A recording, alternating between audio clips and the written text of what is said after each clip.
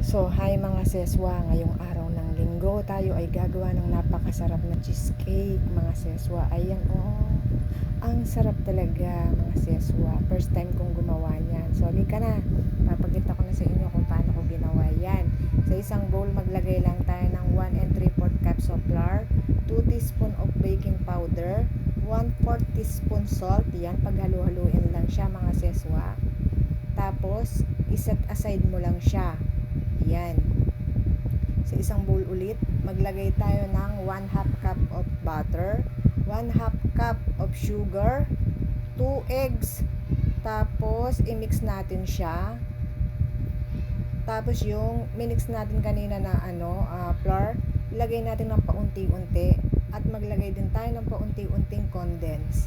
Ang ginamit ko palang condense dyan mga seswa ay isang can.